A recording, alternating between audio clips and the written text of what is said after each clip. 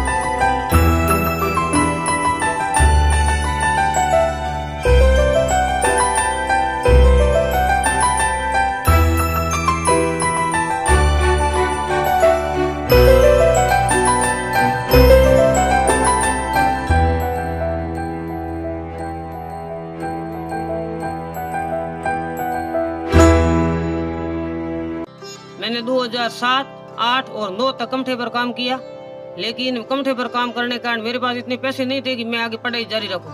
इसलिए मेरी BEd late हुई और मैंने 2010 में पैसे इकट्ठे किए, 2011 में बीएड की। बीएड करने के बाद में कंपटीशन में मैं तैयारी करने लगा, इसलिए मेरे पास पैसे नहीं थे, तब मैं प्राइवेट स्कूलों में पढ़ाना मैंने शुरू कर दिया।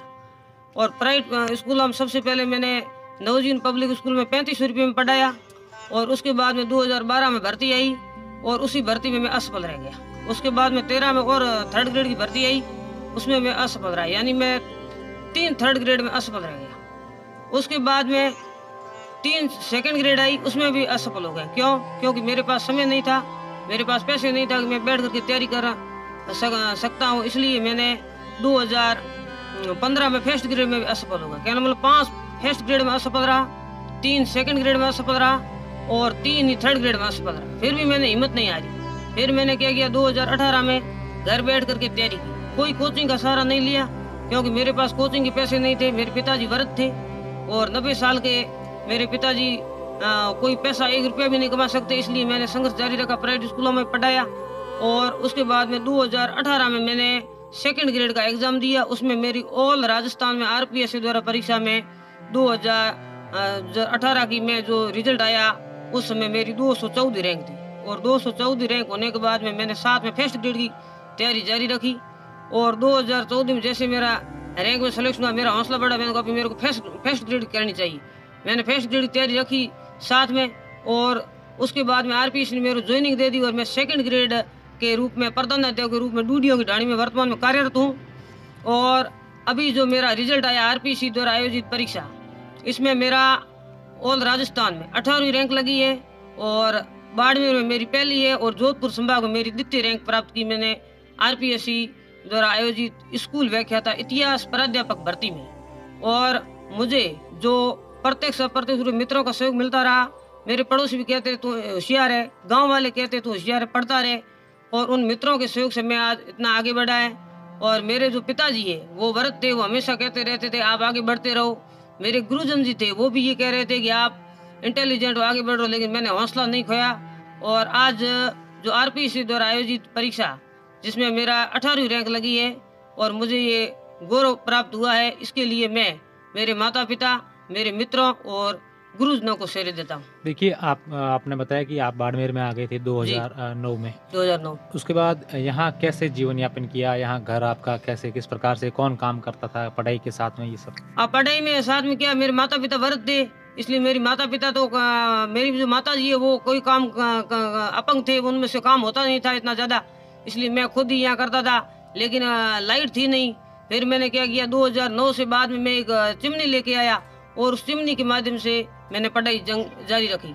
और उसके बाद में मैंने 2014 में लाइट ली। उससे पहले मेरे पास लाइट भी नहीं थी। मेरे यहाँ मेरे पिताजी रहते थे और मेरे जो पिताजी थे उन्हीं को मैं साथ में रखता था। 2013 मेरे माताजी का देहांत हो गया। उसके बाद 2013 से लेकर 2020 तक मेरे पिताजी मेरे साथ रहे। आपकी शादी नहीं हुई? मेरी शादी इसलिए नहीं हुई क्योंकि मेन समस्या ये थी कि हमारे जो नाता प्रथा है उसमें जो होते हैं वो एक दूसरे के साटा प्रथा, वो साटा था नहीं, इसलिए वो शादी हुई नहीं। मैंने कहा कि अब मेरे को तैयारी करने के बाद ही शादी करनी, इसलिए मैंने शादी की नहीं। मेरे पिताजी हमेशा कहते थे मैंने शादी नहीं की, आपने बेटा मेरे गलत हो गया मेरे से। मैंने कहा नहीं पिताजी आप धैर्य रखो, शादी से कुछ नहीं, मैं अपना लक्ष्य हासिल करके अपने आप शादी कर लूंगा। मेरे पिताजी को मैं हमेशा यही शिक्षा देता था। मेरे को वो देते थे शिक्षा, लेकिन मैं उनको ये देता, मेरे पिताजी मैं शादी अभी नहीं करूंगा, मेरा सिलेक्शन होने के बाद ही शादी करूंगा। यहाँ कैसे पढ़ाई करते थे? टेबल कुछ यहाँ सर क्या हुआ कि टेबल मेरे पास थी नहीं। तब मैंने क्या किया कि एक जो व्यक्ति जा रहा था जो इसमें ये कबाड़ी वाला, उसके पास मैं एक कबाड़ी से लेके आया वो कूलर होता है, वो कूलर का भाग ला करके यहाँ रख लिया और उसके ऊपर मैं पढ़ाई करता था। क्यों? क्योंकि टेबल के लाने के मेरे पास पैसे नहीं थे कि मैं टेबल लाऊं। और कुर्सी मेरा एक मित्र था, उसने मेरे को भेंट की थी। अब मैं ये संदेश देना चाहता हूँ कि आप कठिन मेहनत करो, मेहनत करते रहो, और आपके पास अगर पैसे नहीं है तो आप कम पैसों से भी अपना लक्ष्य हासिल कर सकते हो। कोचिंगों के भरोसे अपने पैसे दे करके और घर आकर अपन बैठ सकते हैं, तो उसके कोचिंग से नहीं अच्छी किताबें लाओ। और विकट परिस्थितियों में भी आप अगर तैयारी करते हो तो आप अपने लक्ष्य को प्राप्त कर सकते हो। और आप परिस्थितियों को दोष मत दो, आप केवल अपने समय का प्रबंध करो और जो ऑथेंटिक किताबें है वो पढ़ो और माता पिता की सेवा करो। और मुझे जो प्रतिफल मिला ये माता पिता की सेवा से मिला है। माता पिता से बढ़कर कोई पुरस्कार नहीं है, क्योंकि मेरे पिताजी हमेशा यही शिक्षा देते थे कि बेटा तू पढ़ता रहे। और उनके पास कुछ नहीं था, लेकिन उनकी साया ही मेरे लिए एक धन्य प्राप्त हुई। और मुझे गर्व है कि मुझे 90 साल के पिता मिले। उन्होंने कभी मेरे को कमाने के लिए नहीं कहा कि बेटा मेरे पास बेटा रहे। मैंने कहा नहीं, मैं कमाने के लिए, मैं मजबूरी से खुद जाता था, लेकिन पिताजी ने एक पैसा कमाने के लिए, ऐसा मैं पिताजी को प्राप्त करके धन्य हो गया। वास्तव में उन्होंने कभी नहीं कहा कि रुपया कमाओ।